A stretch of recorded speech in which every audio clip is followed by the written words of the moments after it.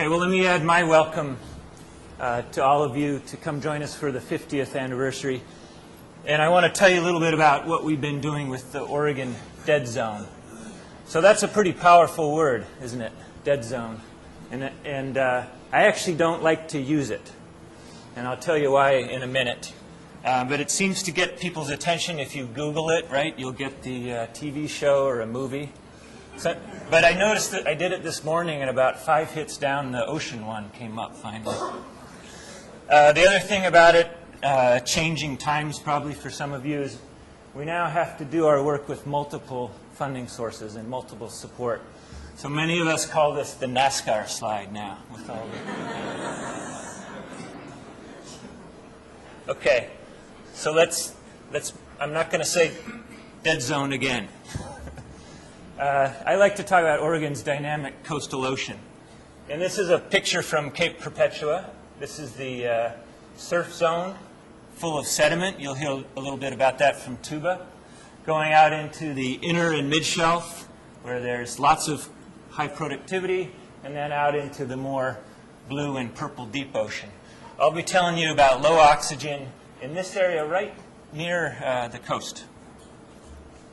Okay, some basic facts, and I'm probably preaching to the choir on this one because I'm certainly standing on the shoulders of many of you that came before me in coastal oceanography at Oregon State.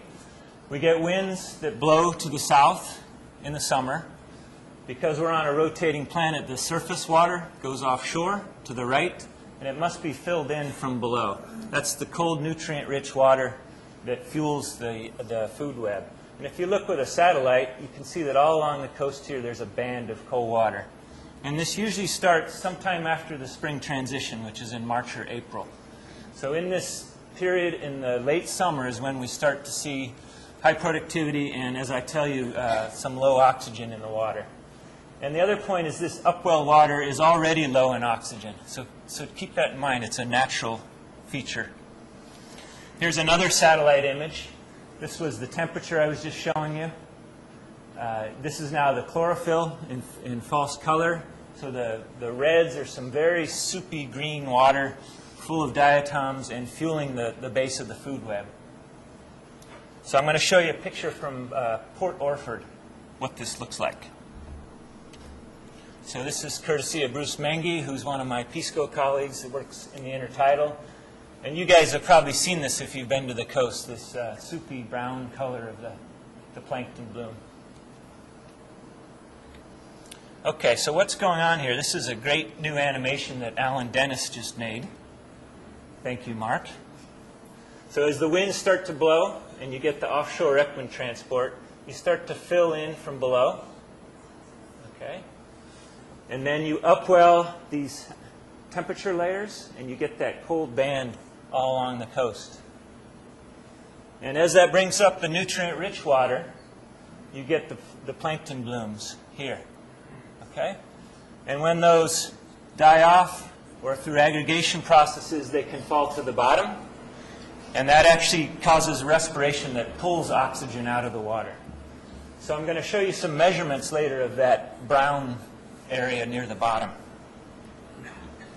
Okay, what is hypoxia? We use that term. It's where there's low or little oxygen. And it's often associated with these semi-enclosed bays or little ponds. And we use this measurement called milliliters per liter. So when it's less than 1.4, the organisms start to really get impacted. And I know there's some chemical oceanographers out there that would rather talk about micromolar. And the physiologists would like to talk about percent saturation. We use milliliters per liter. The water quality folks use milligrams per gram. But I think we can all convert a little bit. Okay, so as I mentioned, most of the hypoxic areas are along the coastline, say off the East Coast. There's a giant one in the Gulf of Mexico. There's one up in Puget Sound. But off the Oregon coast, it happens on the open shelf. So it's not a river runoff problem. Okay, and let me try to tell you where we think it comes from. So we go out with a device like this and take samples of the water all the way to the bottom from the Arvia Laca, from this spot right here. and we plot up oxygen in milliliters per liter. So up near the surface, you can see the numbers are high. There's plenty of oxygen up there. And this is partly why I don't like to talk about that zone, because this ocean is very much alive. The Oregon fishery is very productive. It's just these areas near the bottom that have this low oxygen. So here's a number of years where the oxygen drops down low, and this red line is the hypoxia cutoff. So anything in here, the organisms are starting to suffer. We've used a different definition of severe hypoxia, so 0.5 milliliters per liter. And over here at 0 is called anoxia, no oxygen in the water. And you can see in 2006, it actually dropped down to 0. And notice here, it's almost half of the water column, and we're only in 50 meters of water. That 50 meters of water looks something like this. So we're sitting on a loca looking towards Cape Perpetua. This is a crab fisherman working inshore. And so it's within a kilometer of the coast. So 2 good Tiger Woods drives or so to get out there. Of course, I shouldn't talk about Tiger after the British Open. But it's not very far away. You would think that this should have a lot of oxygen in it. Okay, if you go out with a ship and take traditional samples near the bottom, you can make a map. So all these little dots are where we went out in the boat, and we plotted up the bottom oxygen. So blue in this case is low. So first thing you notice is the red along here is high in oxygen. That's a refuge for organisms to go. And in fact, the bays are refuges. And I know because in this summer of '06, I was out with my son crabbing down in Alsea Bay, and we were getting plate-sized Dungeness that had run in from the coast and hitting the catch limit about like that. This ribbon, this dark blue, that's the low oxygen zone along the coast.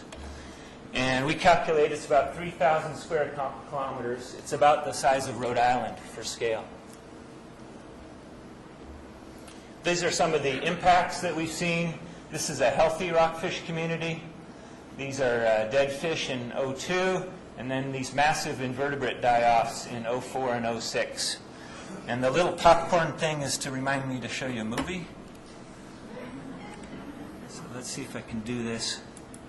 This is footage from a camera on an ROV from Oregon Department of Fish and Wildlife on the Cape Perpetua Reef. This is during a good year, a healthy year. So you'll see fish and sea stars. Here's a rat-tail fish. You'll see sea cucumbers. Here's some anemones. You can see the. Now we switched to 2006, so we're in 150 feet of water, cruising along the bottom, and I can tell you from that late summer we didn't see a single fish. These are all the carcasses of the dead crabs. Occasionally you'll see a worm go floating by that's dead. We're going to pan up on top of this rock and see a dead sea star in just a minute. These guys are quite old. Somebody else in the audience knows better than I, but they're tens of years old. That's necrotic flesh there.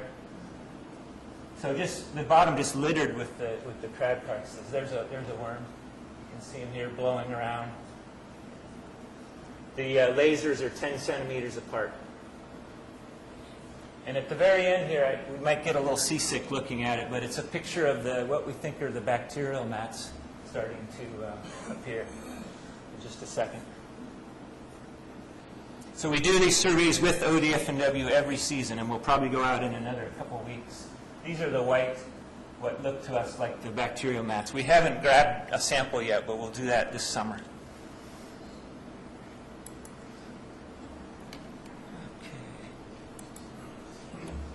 Okay, we saw this and we thought, is this unusual?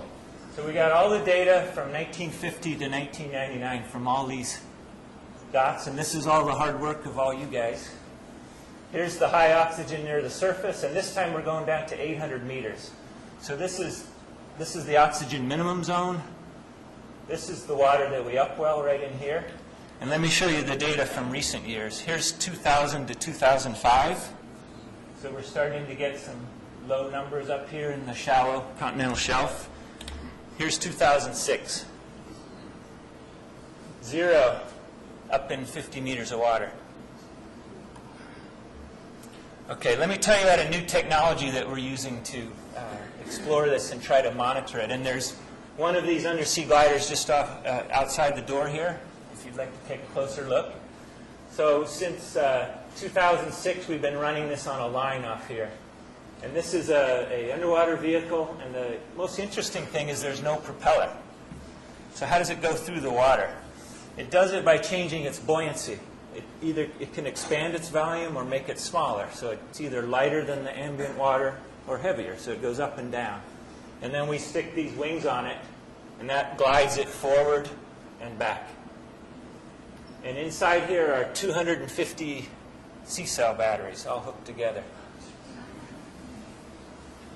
A little more about it. It weighs 100 pounds in air.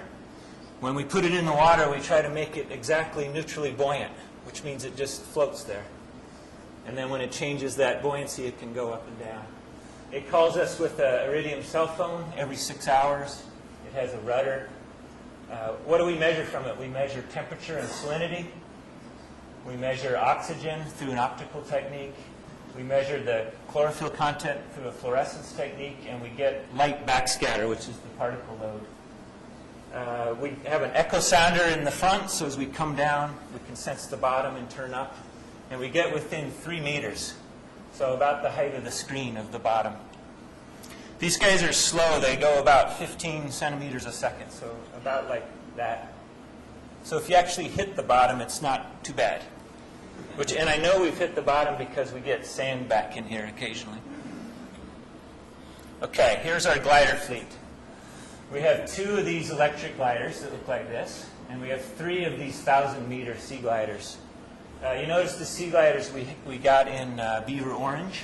We sent them the official OSU orange.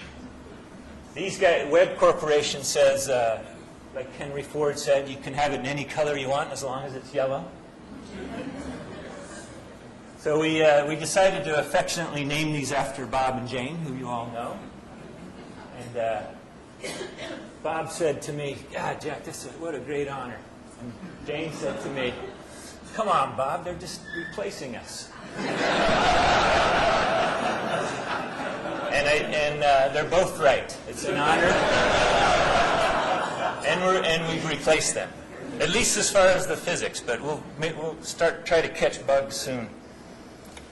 Okay, so here's a little animation courtesy of Alan Dennis again of the glider underwater. So it's slowly cruising up and down, sending out these beams of light, looking for the chlorophyll, measuring temperature along the way.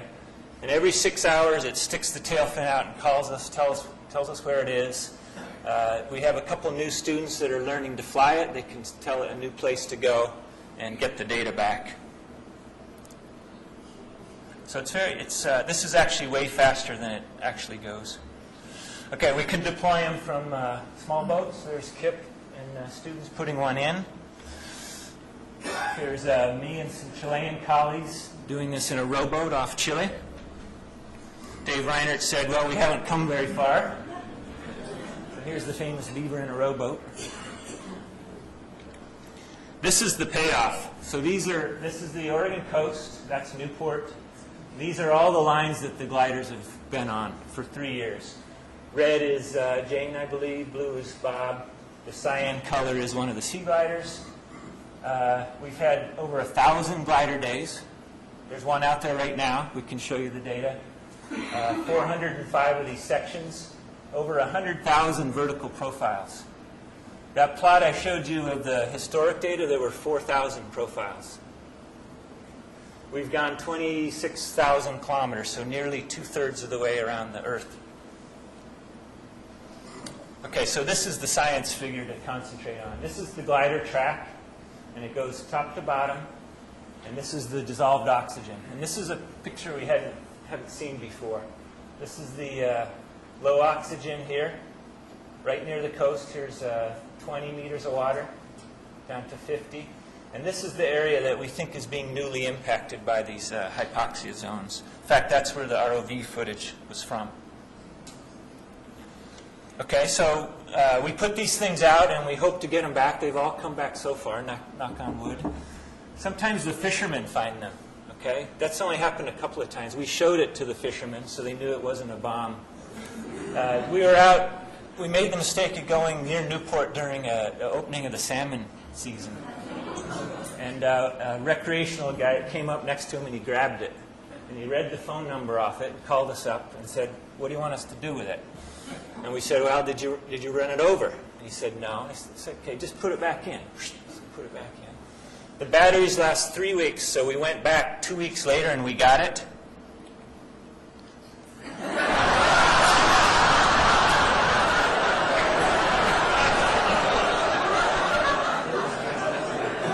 So we got the fighting beaver on there, but this guy could not resist. And, I was really upset at first, and my wife said, "Come on, Jack, you'd have done exactly the same thing." Okay, so what are we working on now? We're trying to tease out if this is what kind of new trend this is. We don't think it's part of the decadal cycle because in that stretch from the 50s till now, we've had more of a trend rather than a cycle. We think that the changes in the upwelling source water matters, and there could be some climate impacts as you get more stratification. And we think the strength and persistence of the winds. As Kurt Collins would know, who's with us, the winds are more persistent down off California. That is, they blow in the same direction most of the time. The back and forth wind up here is important for flushing out that low oxygen. So this is my last slide, just a summary. We've seen increasing hypoxia. We really think the underwater gliders give us this new, nearly continuous view beneath the sea. So I think coupled with satellites, we now have this amazing view of the ocean.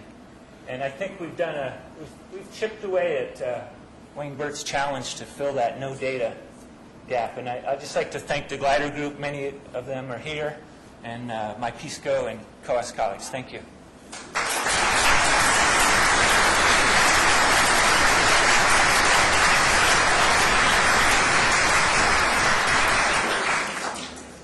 How do you want to do it, Laura? Do you want to take Are there any questions for Jack at all? Chris Morris. Jack, can you expand a little bit about that change in the threshold level for dissolved oxygen with the building 0.5 milliliters per liter? What motivated that change and how did you come to that number? Yeah, good. Chris is asking how we decided to maybe use the 0.5 milliliters per liter instead of the 1.4. Part of the answer is that you find 1.4 out there pretty often as that OMZ laps up onto the coast. So we wanted to see the more severe impact by using the 0.5. That's why. Way in the back. How do your gliders maintain their heading? There's a tail fin on it, Yeah. and we have a GPS fix, and we tell it to go from me to you. It dives underwater, and it knows its basic flight characteristics. About if you set a pitch, it'll go so far, and then the rudder can adjust. When it pops up and it doesn't go to you, it's because the currents have pushed it sideways, and we use that to get the velocity. So that's called dead reckoning or ship drift. Any more questions? Okay, excellent. Thank you, everyone. Give a round of applause, please.